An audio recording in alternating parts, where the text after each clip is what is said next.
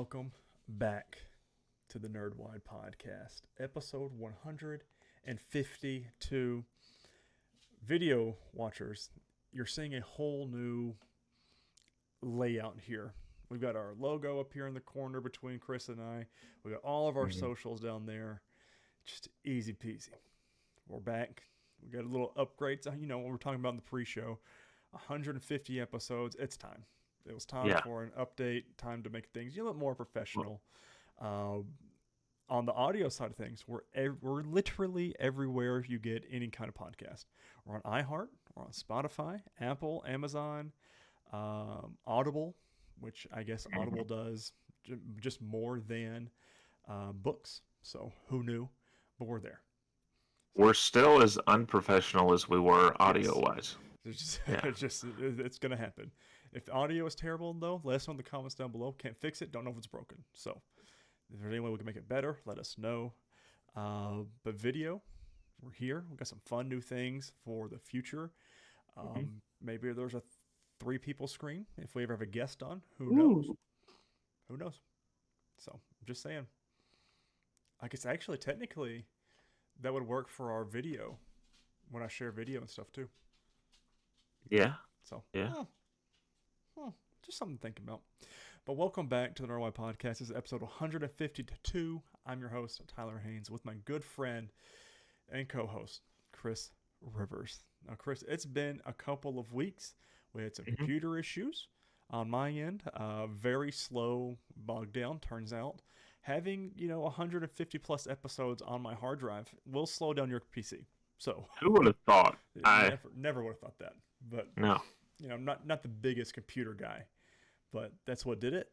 We fixed it. I've got a whole soundproofing wall here now, so the audio should be a lot less echoey. I know more cords back here. I know that's something you guys don't really care about, but my cable management is so much better. My wife did just chef's kiss on it. But that's what I've been up to. Chris, how has your past couple of weeks been? Pretty standard, actually.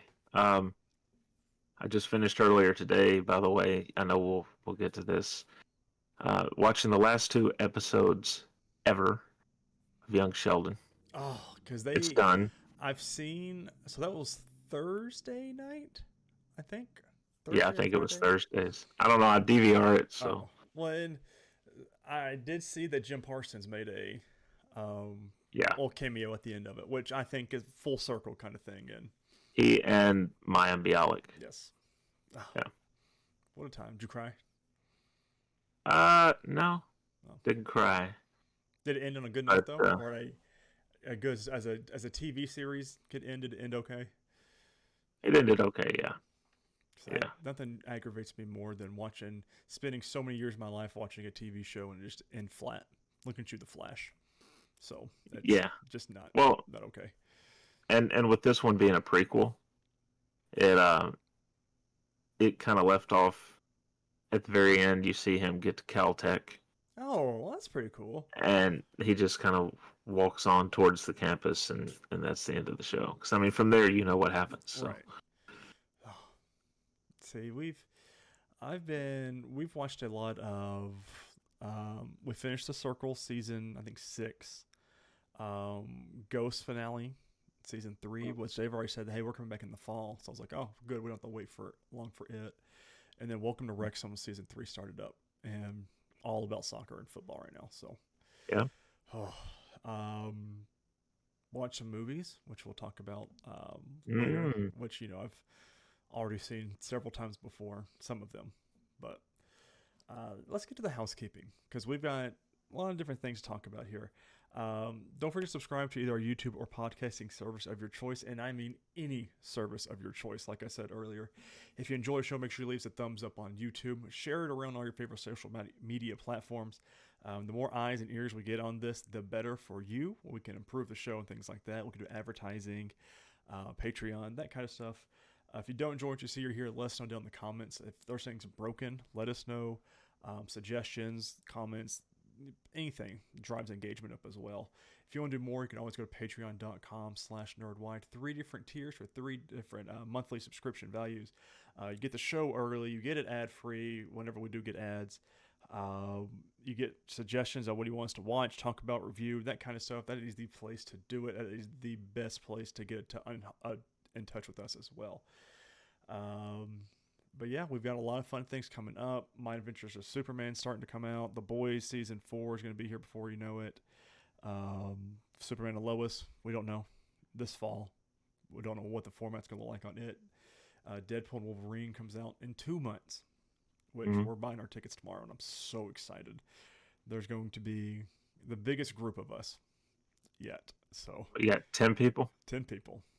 So it's going to be a lot of fun. We're going to have a whole row to ourselves. So we'll be playing a game of telephone too. We'll be like, hey, that's from X, Y, and Z. Hey, that part's from X, Y, and Z. It'll be fun. A bunch of nerds just hanging out. Nothing crazy. Nah. But Chris, anything other than Young Sheldon that you've watched? I mean, TV wise, I'm caught up on pretty much everything I normally watch. I haven't really jumped into any streaming shows because I've been kind of waiting to see what we're going to cover. I don't think So, I haven't watched any. Like I've been watching a bunch of like at work and stuff. Netflix is the only thing that works. I'm on my 19th rewatch of The Last Kingdom, or re-listen to mainly, because I don't want to get invested too much into anything quite yet. There's a bunch of different streaming shows that have been coming out recently that look really good that we might start covering things, but for right now we're finally starting to ramp up. Like, I mean, X-Men 97, which is what we're going to start covering starting this episode, just ended. So I mean, we're out on the late ball on it, but I've avoided spoilers, and it's a fun show so far, and it's one of the ones that I want to keep watching without you. Yeah. So. Yeah. I had to make myself stop. Yeah, because that means episode 2 ended on a pretty good cliffhanger, and I was like, Yeah, I very want to good. know what happens here. But we've a lot of fun things in the works. All right, let's talk about it though. X-Men 97. We're going to comicbook.com for episode 1 and 2 recap and spoilers. Of course, on this Nerdwide podcast, we do full-on spoilers. We usually watch 2 to 4 episodes a week of a show. We let you know beforehand so you can watch it with us. If you don't want to watch this, you just want to watch the movie review, just skip ahead. Especially on video, you can easily tell we've got graphics up for it. So make sure you're either keeping up with us or just skipping to the part you want to watch. So going to comicbook.com by Jenna Anderson, the wonderful Jenna Anderson. We start off on episode 1 with a young mutant named Roberto da Costa is kidnapped by the Friends of Humanity, who are rounding up mutants in exchange for a massive bounty. Roberto is saved by Storm, Bishop, and Cyclops, and once he wakes up in the X-Men's mansion, Jubilee attempts to befriend him, but is reluctant to join the team in any significant way. I love that they stuck with the same kind of 90s animation, and I know a lot of the voice actors and artists and people came back, and they just kept it, and obviously made a little bit more high def, but animation's the same. I like a lot of that. I will say though, there's a couple of the characters, namely Cal Dodd as Wolverine, and is it Lenore Zahn that's Rogue? Mm-hmm. I think. Definitely still sound a lot like they did. Yeah. But you can tell that they're older. Yeah. And it kind of takes me out of it a little bit. Rogue's southern accent is what takes me out. Because every time she speaks, I'm like, oh, it just doesn't seem like it fits. But I mean, that's her character, so I kind of get it. Yeah. But yeah, those two definitely noticeable that they gotten older. Yeah. Sure. Yeah. As the X-Men work to uncover more about the FOH and the stolen Sentinel technology they've acquired, Cyclops continued to have doubts about his abilities to lead the team in the wake of Charles's death. A very pregnant Jean Grey suggests that once their baby is born, they leave the team altogether and start a new life. Roberto runs away from the mansion with some of the team, Wolverine, Morph, Rogue, Gambit, and Jubilee, tracking him down at a nightclub. While at the club, Morph pokes fun at Wolverine's insecurities over Jean having a baby with Cyclops instead of him. Meanwhile, Cyclops and Storm track down Bolivar Trask and interrogate him about the newer Sentinel technology, with Jean using Cerebro to comb his mind to find out the location of the facility. In the process, Cerebro goes haywire and forces Jean to experience a vision involving her infant son, a new master mold, and a carnage for mutants. Awesome. That was a fun scene. And I'm Yeah. glad that they brought a lot of this back. Jean's visions send the rest of the team to the Sahara Desert where they fight a horde of sentinels and ultimately save the day. Meanwhile, this scene was really cool because the plane gets shredded. And so everyone teams up. They know what to do. Cyclops, though, just like straight down at the ground, full blast, just superhero landing. That was awesome. Oh, it was wonderful. Storm being an Omega level threat, essentially a super mutant, was very cool because all the Sentinels just stopped and looked, and they said Omega level threat detected, and here she comes, just full force of the weather. Awesome. Oh, it was so cool. Meanwhile, back at the mansion, Roberto admits that the X-Men aren't the right place for him at the moment, leaving a business card Jubilee so they can keep him in touch. The team then prepares to have a rematch of their infamous basketball game, only to discover that the mansion's sensors have detected an intruder. It turns out to be Magneto, who has been left Charles' entire empire, including the X-Men, in the wake of his death. Come to me, my X-Men. So cool, man. Yeah. God, what a way to start that. I like Magneto's look in this too. Yes, especially his And bringing him back as the metal helmet and everything, like his new black with the M. Oh, so cool! Like very well done. Yeah. This show's very cool. I'm glad they did with what they did with it. Yeah, keeping a similar. I mean, they did. You can tell they've updated the animation a bit, but it's got a very similar look to what the original had, and the original's so iconic that you got the same theme song. I've had it stuck in my head ever since watching the first 2 episodes, and I'll sing it like as I'm walking through the house, and it's just no one knows what it is because Well, and remember they teased it as well in Multiverse of Madness, wasn't it? Where when you first see Professor X. Yep. Oh, with his iconic yellow chair, with the theme song too. Oh, so good, man. Episode 2. In the aftermath of Charles's death, Magneto has taken it upon himself to act more heroically, using his abilities to save humans across the globe as well as rescue the Morlocks from the FOH.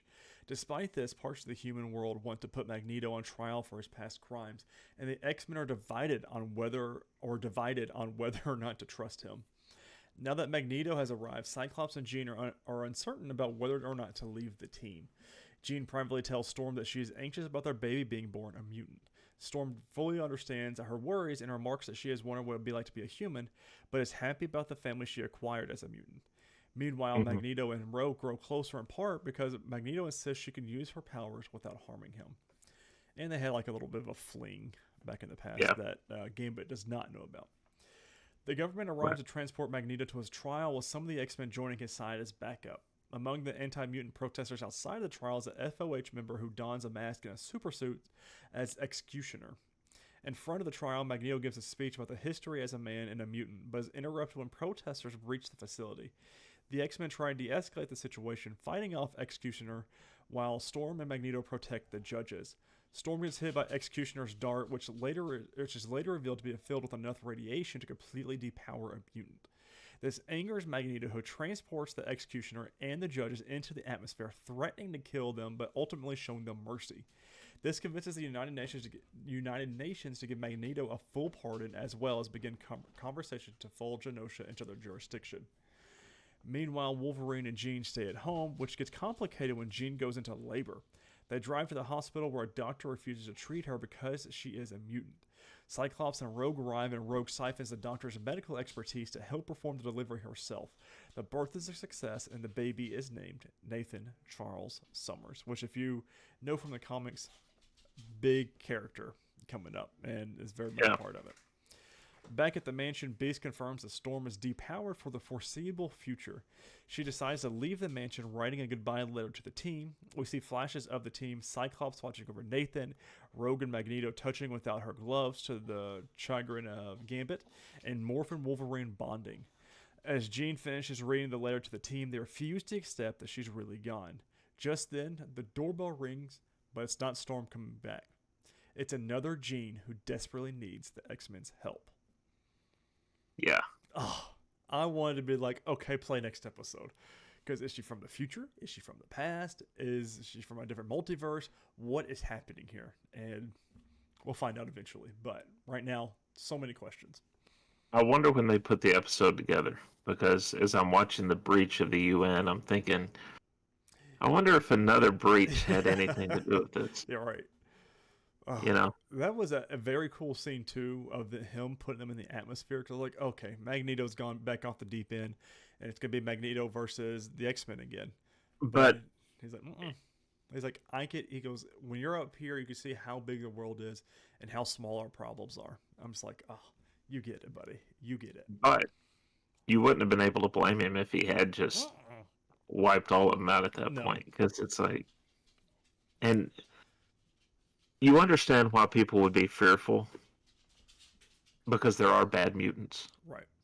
but there are good mutants. You can't judge It's just all like of them. everything else. There's bad, literally everything else. So I mean, and Yeah, it's why I think this show does so well and is as popular as it is because of the way it tackles the challenges of say class wars, race wars, things like that. I mean, it's essentially all metaphors to all of this, and it's very well done. I mean, hell, we've got a Holocaust survivor in the show, so I mean, he even touches on that. He said, "My people were all taken into camps, my family killed, and stuff like that." He goes, "I've gone through that, and then the persecution you guys are doing to me now," and it's very well done, which it pairs really well with the movie we're gonna review and watch here in a little bit. Well, in review in a minute. So it's just that was really cool and really well done. yes, very much so. Um, I I've been tempted to, like I said, to go ahead and watch at least one more. Mm-hmm. I didn't mind jumping ahead when we did the Agent Carter thing, because I'd seen it before. Right. So I was like, if I let it roll on through, I'll let it roll on through. But I don't want to get too far ahead and not be able to talk about it. Right. Listen, Agent Carter's still a sham, though. I can't believe they just let that like they did. Um, Next week, we talked about a little bit before the show, we are going to be doing X-Men 97, episodes 3 and 4, and My Adventures of Superman with episodes 1 and 2 of season 2, which means, Chris, we're bringing it back. Heroes and Douche Canoe list officially comes back for the year of 2024, and we'll mark it all up, and at the end of the year, we'll read all who it is. So, who is our douche and hero of the year?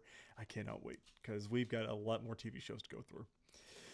So, speaking of, we got a bunch of different news here to talk about. For the past 3 weeks, we had all the upfronts for Disney, Hulu, Amazon. All of our different channels had their upfronts this past week, so we have a bunch of news to talk about. My Adventures with Superman Season 2 is officially 1 hour with 2 episodes premiere on May 25th. On Adult Swim, then the next day on Max. Shogun has been renewed for seasons 2 and 3, which is very weird to me. I don't know if you've kind of kept up with any of this, but it's the Japanese Shogun. I've seen the first 3 episodes. I bet the rest on DVR. Just hadn't gotten the chance to watch it yet. But it's based on a book, and they've done the book.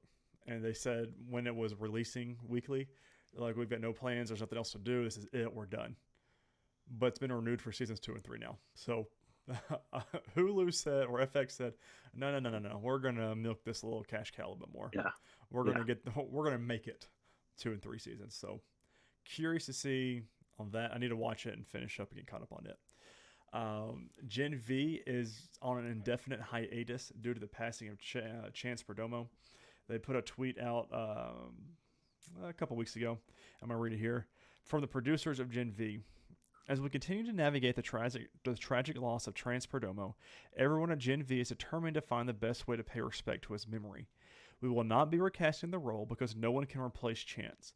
Instead, we have been taking the time to recraft our season 2 storylines as we begin production in May. We will honor Chance and his legacy this season. Curious to see where they go from there, and I don't know if the Boys season 4, how that's going to play into it either, because they very much connect with the trailer of season 4 of having the blonde and what's his name, I cannot remember his name, Kate and not Rufus, Rufus was the bad guy. So we got Kate Jeez. and that's gonna. I'll You're come gonna to me have to look eventually. this up. Yeah. Because I don't have him on the douche canoe list either. So, um, but the boys, ahead of its season 4 premiere, has been renewed for a season 5. Shocker! Who did not see that coming? I mean, Right. at all. Which just means we get to keep talking about it because I love. Well, we're also rewatching that when the girls aren't around. Obviously, Jamie has never Sam. seen Sam, so Jamie has never seen any of the boys, and we're 4 episodes into season 1 now. So I love it, man. This is probably my 4th or 5th time rewatching the boys, season 1 Mm. especially, and just what a chef's kiss of a show. Tomb Raider TV series officially greenlit at Amazon. Not surprised with all of these, like Fallout being one of the best TV shows that Amazon has had. So let's just not keep doing video game stories. Last of Us, Sonic doing well. I mean, come on, it's no brainer at this point. I'm really ready for the God of War series, which has been greenlit, just not done or anything yet. Some MCU TV news: Daredevil Born Again releases in March 2025. And Agatha All Along premieres September 18th, 2024, which they were having some fun with the title of it. I don't know if you saw any of the social media stuff. People were posting different logos and different names, all from production, just to come out this week and say, nope, it's Agatha All Along.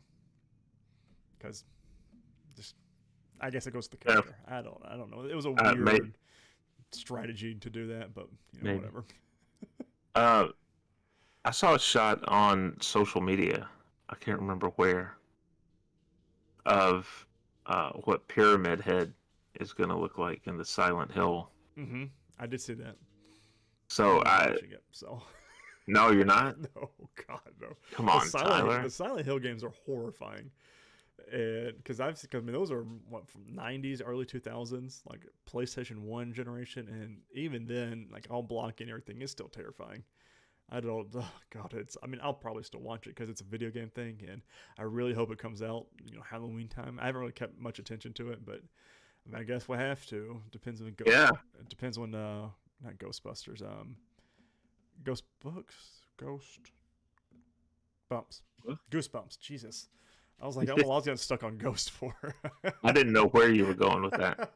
We don't know when season 2 of it comes out, so That's true. which is very interesting because they're not going to be at the same cast. We talked about that a couple episodes ago, so very, Yeah. very thought provoking. Releases this week of May 20th through May 26th of 2024. Wednesday, May 22nd, Marvel Studios Assembled: The Making of X-Men '97 drops on Disney Plus, and then Friday, May 25th, My Adventures with Superman Season 2 first 2 episodes drop on Max, and I am so excited that they did not because I feel like it just ended. I know it ended in the fall of last year. Yeah. But I mean, we're already back. Sounds so, right. I can't wait. That sounds right. Yeah. Because I think we were waiting on. Well, no.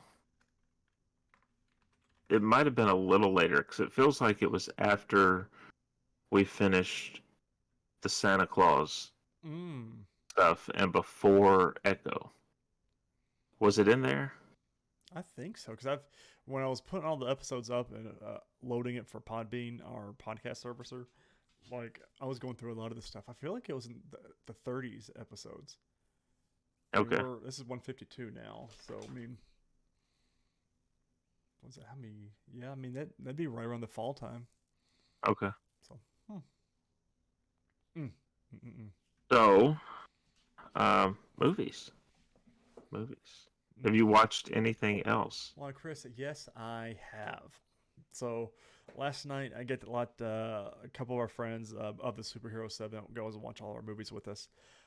Has never seen the new Dune movies, Chris. What? And so we watched Dune 1 and Part 2 because my steelbook came in this week for Part 2, which was the official release for the physical. And so we watched Dune Part 1. Jamie stayed awake for it. Jamie fell asleep halfway through the second one, but I got her to watch it. And she woke up at the end of it. Phenomenal movies. I can't say. I mean, my opinions on them have not changed at all. I am still 5 out of 5 for both of them. I mean, I'm really excited. We get a prequel series coming later this year called The Mm-hmm. Daughters of something. I think it's The Daughters of Dune or something like that. But it's 100 years before Dune 1. And oh man, I can't wait. It's gonna be so good. But yeah, those are the only movies I've watched. Besides bits and pieces of whatever Stella is watching, which I Mm. don't count those. So, what about you? Anything for you?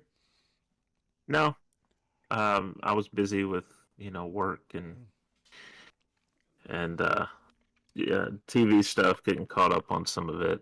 So mm, yeah, mm, mm, mm. no, I didn't watch Dune or Dune 2 or Oh, you're going to. It's yeah. going to be one of those ones that I'm going to put in the projector screen out back and light a fire for, and just have the I whole feel neighborhood like watch it. I feel like there's a lot of horror movies that we need to watch that way Oh, though. there's going to be. I'm very Okay. excited for that because I want to get it all set up too. Like I want to build a whole area out there, kind of like how my dad's house is, Yeah. because because I got a projector just like he does now, and it's gonna be fun. All right. Well, let's get into this because this is going to be one of those movies that's it's interesting to talk about. I'm Yes. gonna try and dance around some words if they come up here in the plot synopsis Okay. that YouTube doesn't like. Mm. So if I'd if I appreciate think about it, that. if I catch myself, um, so we watched Zone of Interest. This is the last of the Best Picture nominees that we had to watch. Which is crazy because last year we didn't even watch everything. No, But I mean, this just hit streaming, so I mean, not our fault. yeah, right. And this is essentially largely based on true events. Yes. Should be said. These people actually existed. In 1943, Rudolf Haas, commandant of the Auschwitz concentration camp, lives with his wife Hedwig and their 5 children in an idyllic home next to the camp. Haas takes the children out to swim and fish, and Hedwig spends time tending the garden. Locals handle the chores, and the exterminated Jews' belongings are given to the family. Beyond the garden wall, gunshots, shouting, and the sounds of trains and furnaces are all audible. I think this was because it was one of those movies that you had to pay attention more so to the background to kind of see what's going on. I think it was kind of cool how they did it that way. Yeah. Uh, it was one that started really slow for me, like very Mm-hmm. slow. But then once you start paying attention to the background, like the servants, the smoke in the background, the gunshots. I mean, there's even a scene 30, 45 minutes in where Rudolph is standing, I guess right where a train's departing or coming in, and you hear all the people coming off, and they're the subtitles obviously because it's all in German, and they have you hear the gunshots, the dogs barking, the kids screaming, the women screaming, and it was very, it was a, I can see why this movie was nominated and won a lot of stuff for Best Picture and things like that, but it was a cool way to do it. I know it sounds kind of cruel talking about this movie with the Yeah. history of it and Well, everything, but it was what they were how going for. right. So Yeah, to you never see inside the camp. no, which is I think a kind of a very nice creative, not nice, a different way to do that creatively, especially like right. have it in the background because like you can see the smokestacks and they're turning colors. I mean, the one Yeah. scene where the engineers of the ovens come in and they Hmm. just talk about it like it's just some normal machinery. And they're not that they're sitting there murdering 500 humans at once and Right. constantly. It was very because of it again based on a true story, and it puts you there. This movie definitely brought my mood down while watching it Yeah. because you just, I mean, this is part of human history, and it's just Right. it's very hard to comprehend. I guess is the word I'm looking for here. Yeah, they're talking about this new furnace, a new crematorium, Mm-hmm. like just like you're baking bread. Right. It's like, oh yeah, it comes out here, and then this is where this, and then this, and it's all very technical with no emotion about. They all know what they're using this for. Right. Uh, Speaking of the very next paragraph of the plot synopsis, Haas approves the design of a new crematorium created by Topf and Sons. One day he notices human remains in the river and gets his children out of the water where they've been playing. Um, that was a scene where this says remains. I thought it was probably just ashes Right. because they get home and you see the remnants Yeah. in the tub, and the kids are talking about, what are we doing? And Yeah, because they were the scrubbing them hard and everything too. yeah, So. and they're like, keep your eyes closed or it'll get in and burn. Right. And Well, and one of the kids are playing with the teeth, the gold yeah, teeth and everything right at the beginning, and yeah. it's messed up. Um, well, the wife, she gets a mink coat that has lipstick in it. She puts the lipstick on. Mm-hmm. Very It's a superficial very, too. She was. yeah. Mm. Um, he also sends a message to SS personnel, chastising them for their carelessness in picking lilacs, causing bleeding. At night, while Haas reads the German fairy tale of Hansel and Gretel to his daughters, a Polish girl sneaks out and hides food at the prisoners' work sites. And when that first happened, I was like, all right, what are we watching? Because it goes to a very different look to the screen. It's like almost like a night vision. Right. It was a Um, very like I had to make sure something went wrong because I'm watching with ads on Max too, and so I uh had to make sure it was not an ad for something because it was very different than how the movie has been prior. but I did read up on that, and apparently that character is based on someone that the director met. Jonathan Glazer, the director, met this lady not long before she died, and Oh, she did that. She would sneak out and put food at these work sites so that the prisoners would have something to eat. And later on in the film, you audibly hear, because again, we don't see what goes on at the camp, you audibly hear about someone being in a fight over an apple. yeah. And so they have the people killed that were involved in the fight. Um, so she's helping, but inadvertently. Right. I mean, you don't know though. It's Right. God. It was It's like a time. Hedwig's mother comes to stay, and Haas receives word he's being promoted to deputy inspector of concentration camps and must move to Oranienburg, near Berlin. He objects and withholds the news from Hedwig for several days. Hedwig asks him to convince his superiors to let her and the children remain in their home. The request is approved. Before Haas leaves, a woman comes to his office and prepares herself for sex. I mean, and at first when she walked in, I thought, okay, is she someone that we've just missed? Like I didn't notice her in the house Yeah. before. And then she starts taking off her shoes, and I'm like, oh, okay, I know what she's here for. Yeah. For the good stuff. And and if you had any question of what happened, because they don't show anything, right afterward he goes underneath the house into these tunnels, goes into some weird, uh, like old dingy kind of storage room Yeah. where there's a sink, and he washes himself off before he goes up to bed with his wife. I guess that was a little considerate of him anyway. You But know. Of all things. uh, meanwhile, the Polish girl finds sheet music composed by a prisoner, which she plays on the piano at her home. Hedwig's mother departs unannounced after seeing the burning crematorium at night. She leaves a note that upsets Hedwig.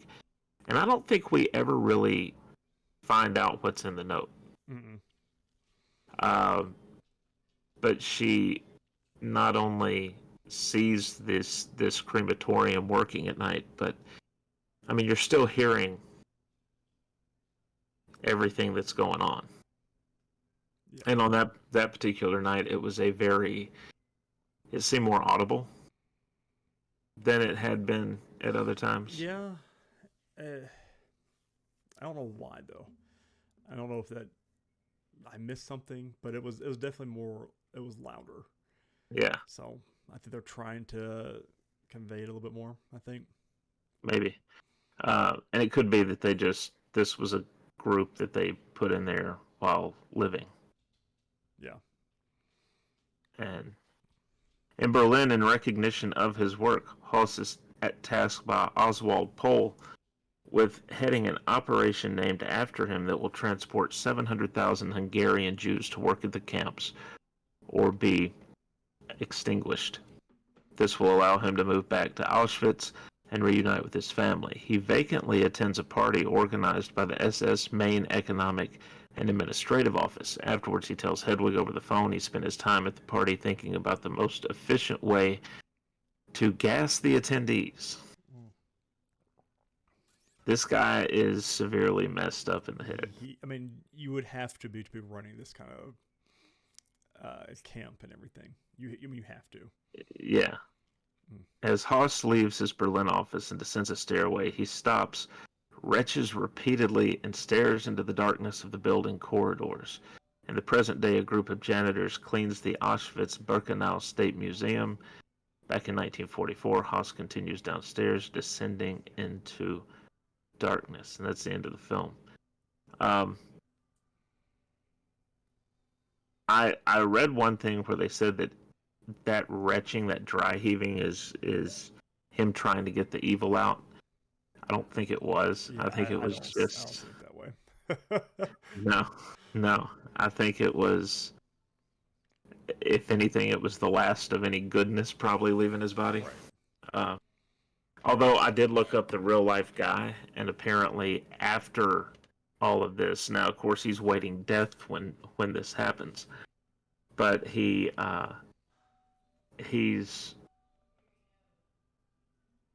treated so well as a prisoner that he claims that while he's not asking to be let go, um, that he now sees the error of his ways.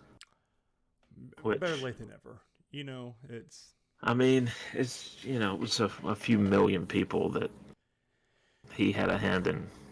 well. And here's the thing too.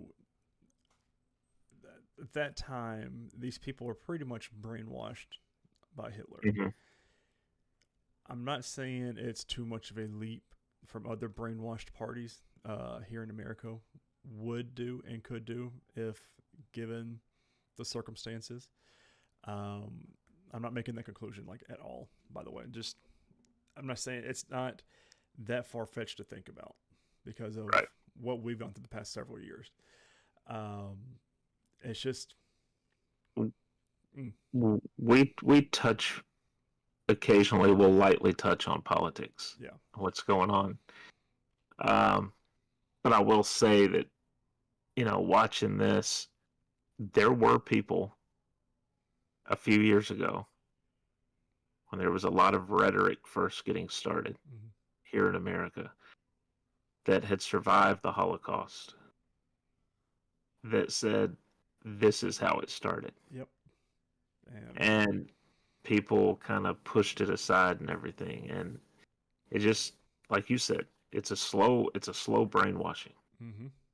It wasn't, they didn't jump to this. It wasn't as soon as they took power, okay, here's what we're going to do.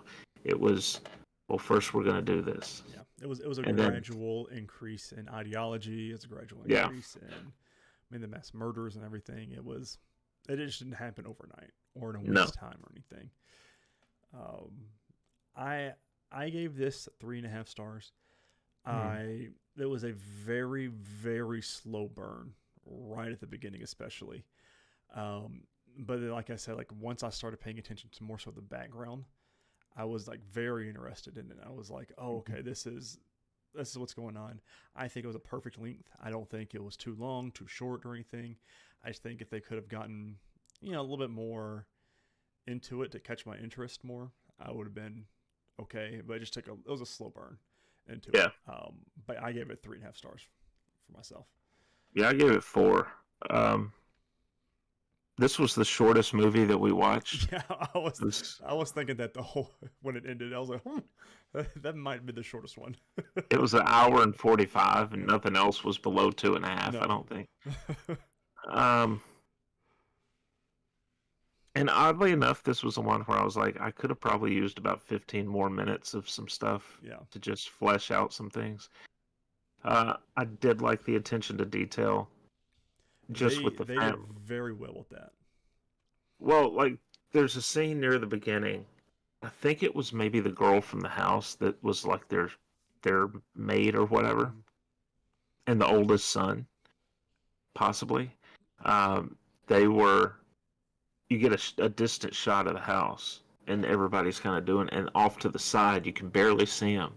It's like they're sitting around the corner Yeah. of the house making out, and it's just like these little things Yeah. that they The put into the boot cleaning, the process yeah. of that right. I thought that was very because that was not a well for the most part it was there showing the life that Hmm. the servants lived.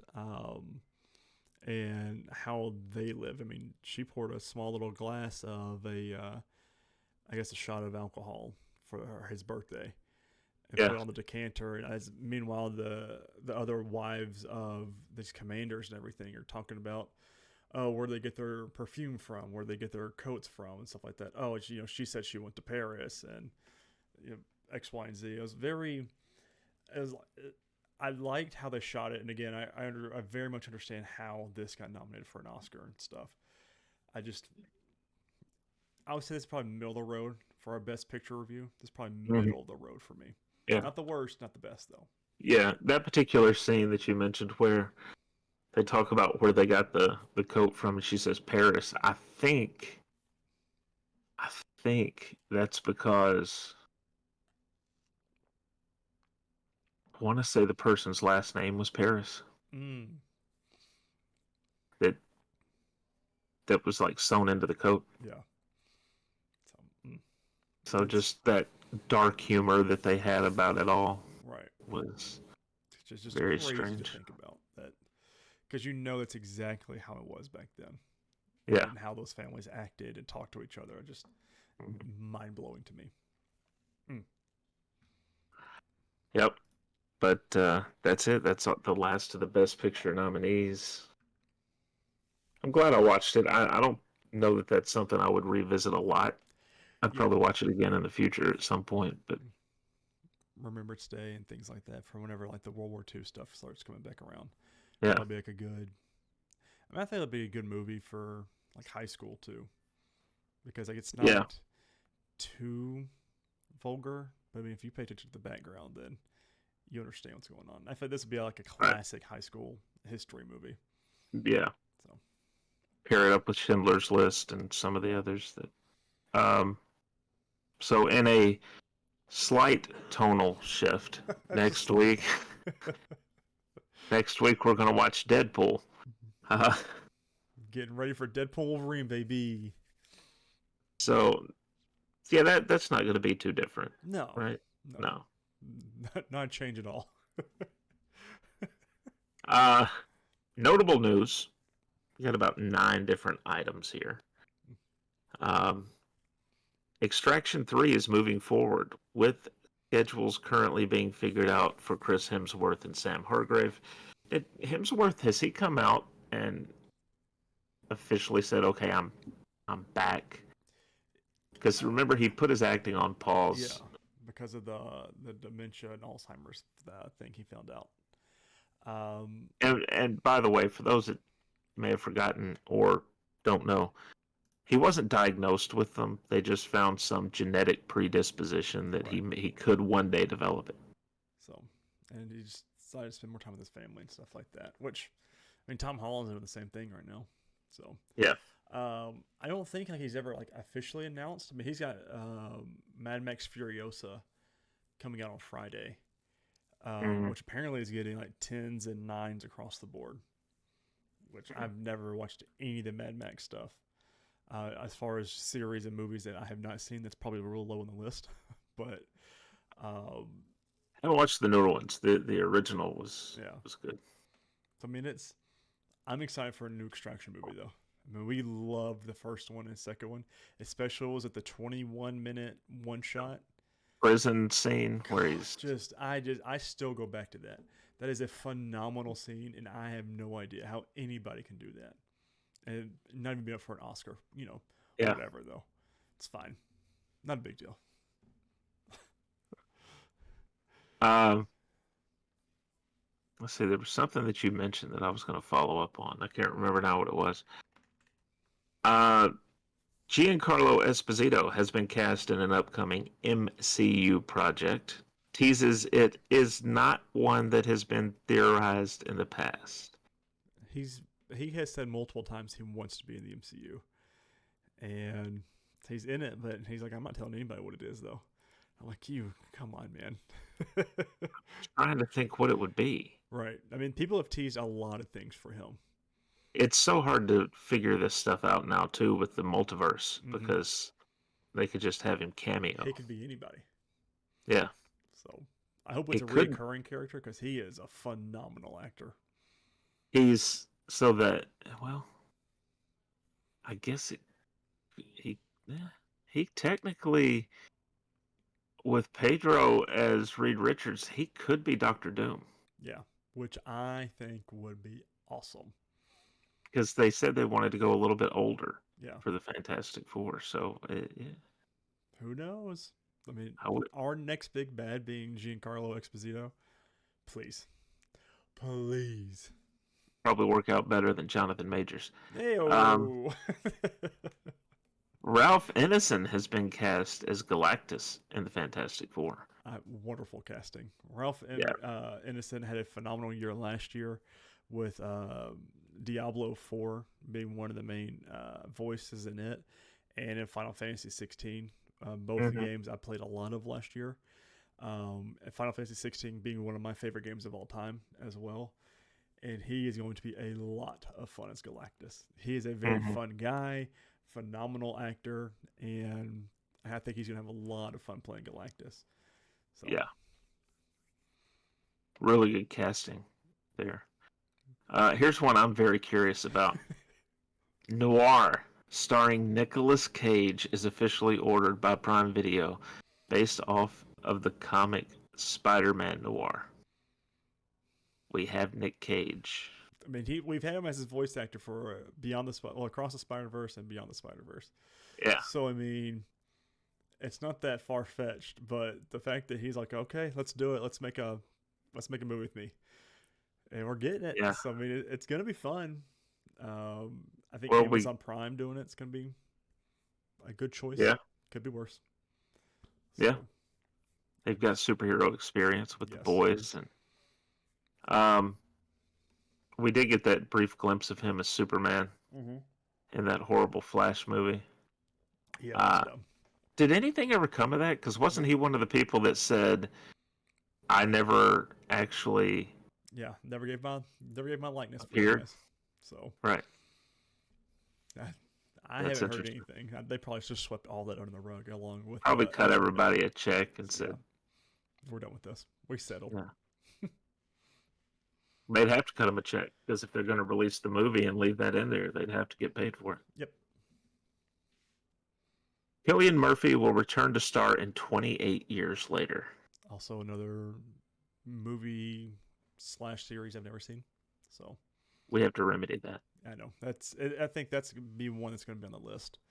I think year. on the 28th of each month we should have to. It's as long as the sun's up and I can. God, nothing will beat that one movie. I've deleted it from my memory. That was the worst movie I've ever seen in my life. As far as horror wise. God, what was the one we did last year that I hate? I hate it. A24. Hereditary. God. Oh, God, it's dude, and just in the corner. I never want to see that movie again. I never ever want to think about it. Let's rewatch it. No, I never can. News on Venom. The Last Dance will be the final Venom movie announced Sony Pictures CEO Tom Rothman. You missed off the first two words that are capitalized Oh, there. tragic news. Tragic news. Come on, let these guys keep going. But I mean, are we Well, really surprised though with it being called the final dance, so let me ask you the this, last dance? and I doubt this has anything to do with it, but um, Disney has shut down their physical media, Mm-hmm. right? So the Disney Movie Club, all that's no more. But they didn't get out of physical media. They have given the they didn't give the distribution rights have gone to Sony Home Mm-hmm. Entertainment, which makes these movies, which has rights to the Spider-Man character. So I wonder if there's some sort of agreement that, hey, look, we're going to let you distribute our entire catalog here. Right. We want full rights back to Spider-Man and the Spider-Verse. I man, There's they there's need been it. no announcement, but I mean, it's not far fetched to think that could be it. I mean, it's a lot of people have said that the reason they're coming out saying this is because the next Spider-Man movie is going to have the symbiote and the Black Venom in it. could be. So I'm like, they're But wrapping it up. you know, But it's Sony, and and all of their pictures are not that good. So and before people go, oh, that would never happen. Remember, Disney also owns Fox. yeah, So you would be getting the Fox and Disney catalogs mm-hmm. to distribute under your home entertainment banner. Which is thousands upon thousands upon thousands of properties, movies, TVs. I mean, Mm-hmm. tons of things. So Including the MCU. this nice little quid pro quo. You know, MCU a several $billion franchise. So Yep. Releases this week. Furiosa, a Mad Max saga in cinemas May 24th. And this is going to be the hit of the year, guys. The Garfield movie in cinemas May 24th. I used to love watching the cartoon all the time. I don't think I'm gonna It get to was see this though. Odie and lasagna. Yeah. That's what I remember. I'm sure Stella will watch it when it comes to streaming somewhere. But mm-hmm. that's not one we're running out to movie theaters for, because one, it's just too expensive now. But Yeah. thanks inflation. Mortal Kombat 2 releases October the 25th, 2025. Mark the date. I'm excited for that. The first one was pretty decent. And Supergirl, Woman of Tomorrow, will release June 26th, 2026. They'll probably just retitle it Supergirl by the time it gets here, because it seems like that's what they're doing.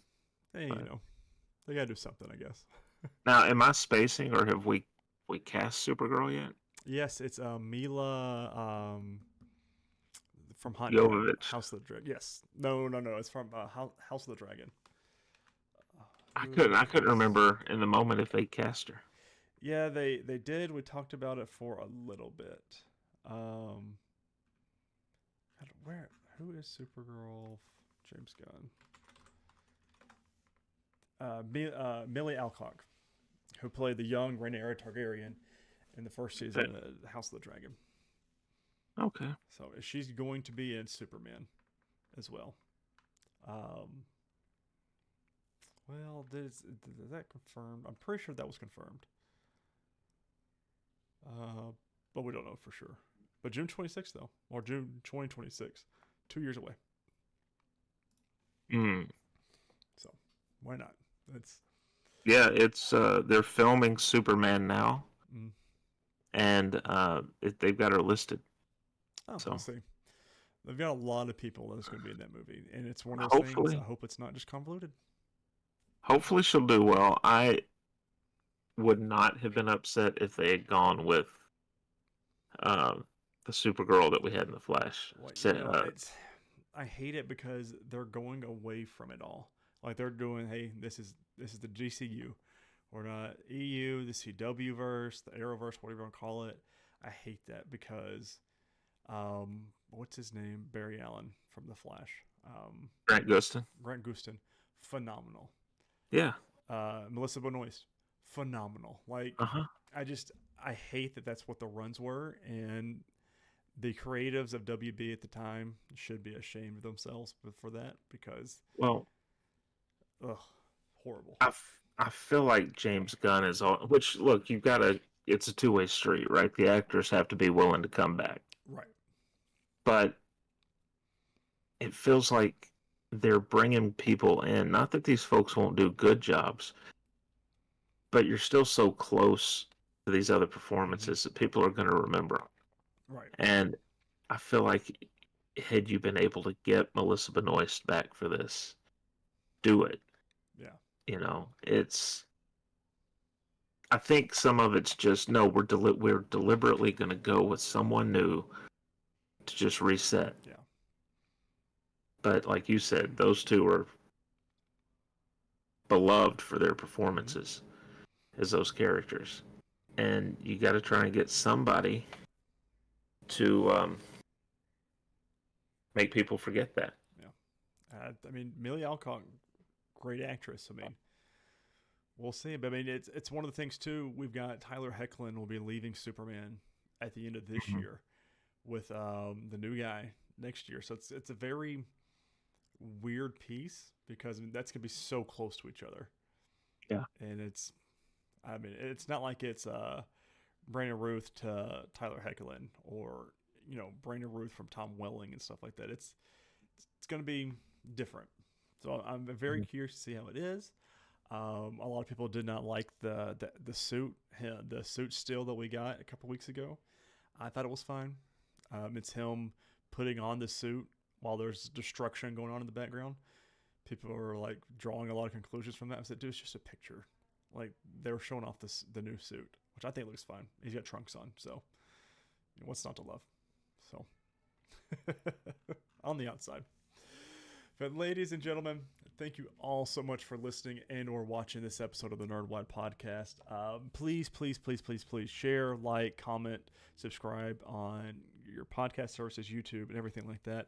On social media, you can see it down below here if you're watching on video. On Facebook, just search in Nerdwide Podcast. On Twitter, we're at nerd_wide. Instagram and Threads, we are at just nerdwide. Make sure you're following us there. Any kind of news, we're going to be going there. We're going to be posting episodes there. We're going to be bringing the discussion online. So make sure you're there. Make sure you're a part of it. We really appreciate it. We're glad to be back. We hope you like the new overlay here for video. Hope the audio sounds great for all you audio listeners. And if you're listening on Samsung TVs or Samsung devices, hey, let me know in the comments because that's one I had no idea was a podcasting service, but hey, we're there. iHeartRadio, if you're there, like if you're on any of the new services, let us know in the comments where you're from. We greatly appreciate it. We just want to see how far we're getting there. But we greatly appreciate it. Tell your friends, tell your family, tell them all about this Nerdwide podcast. But until next time, we'll see you then. Later, guys.